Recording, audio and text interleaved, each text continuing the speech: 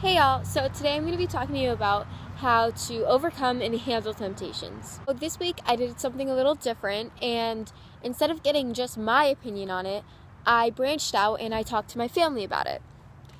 So I asked two questions. What strategies do you find most helpful when trying to overcome temptation?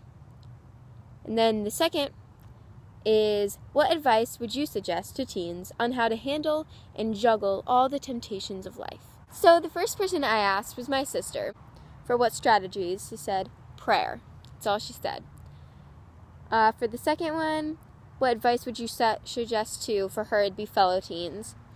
And she said, a lot of the temptations that come at us, we put on ourselves. So we put those situations on ourselves. So try and dodge situations that will put you in a tempting place. Then, when I asked my dad, he referred me to Romans 12:2. It says, "And do not be conformed to this world, but be transformed by the renewing of your mind, that you may prove what is good and the acceptable and perfect will of God." What this verse is saying is that this world there's going to be temptations, and more than just temptations, many things, more issues than you can possibly think of, more struggles. But it's saying, do not be conformed to this world.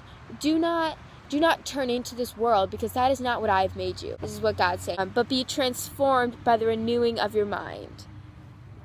Don't be like the world. You need to be transformed by the renewing of your mind and of your soul, that you may prove what is the good and acceptable and perfect will of God. So walk the path of righteousness that He has laid down for you. My dad also said that this kind of relates to surrounding yourself with positive thinkers and people that see the glass as half full instead of half empty. And you need to start thinking about what God says about you instead of what society thinks about you. He also referred me to 1 John 4:4, and that says, "You are of God, little children, and have overcome them, because he who is in you is greater than he who is in the world." He said that you just need to cast those temptations down. As an answer to the second question, he said you need to remove yourself from, he called them life suckers, as in bad influences. Surround yourself with positive people and positive influences. And if you can't find anyone, then you need to be your own light. Let your little light shine. Remember that every decision you make has a consequence to it. And God knows you're not going to be perfect, but don't be diligent. And think before you act.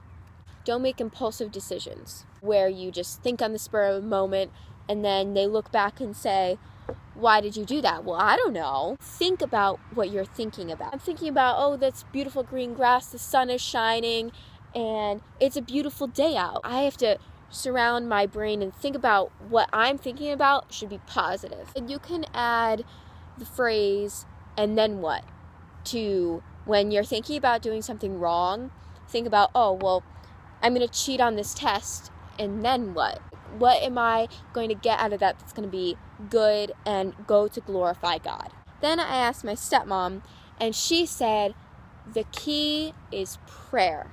She prays not to remove the situation from her life, but to change her heart and not have the desire to do something wrong and have the temptation of doing the wrong thing. She said this is how it should go, and it goes for her when you pray. So first you're going to pray. And then the first time you see that temptation, you are going to fail. After you fail, you're going to say, "Oh, why did I do that?" Right immediately after. And then the second time you see it, at the same exact moment that you're doing that temptation, you gave in to the temptation, you're going to say, "Dang it, why am I doing this?" And then the third time, you're going to realize it before you do it. You will not fail. She said pray and then let God do the rest. For her second question, she says you need to withdraw from bad influences. Anything can be a temptation to you, whether it's TV, movies, or books. So just make those choices. Do I really want to watch this TV show that's going to rot my brain and I'm going to have nightmares from it. I'm going to want to make bad decisions after watching this. Or do I want to watch this program where it's going to influence me to do better things? And same with movies and books and everything in every aspect of your life. Then my dad, while I was speaking to my stepmom, my dad looked up temptation overcoming, I don't know what he looked up, but he found something with steps. So 1, identify the temptation. 2, pray. 3, avoid the temptation. 4, use Bible inspirations like 1 Corinthians 10:13. If you haven't seen my last video, go check it out where I really explained 1 Corinthians 10:13. Use a buddy system. My dad said before about let your own little light shine, but also there's always going to be someone there for you, because if no human being in the world is there for you, God will always be there for you. Number 6, use positive language. Number 7, give alternatives. 8, I think it is, see the way of escape. Because if you know what your temptation is, you know the way to overcome it, and you know the way to get out of it.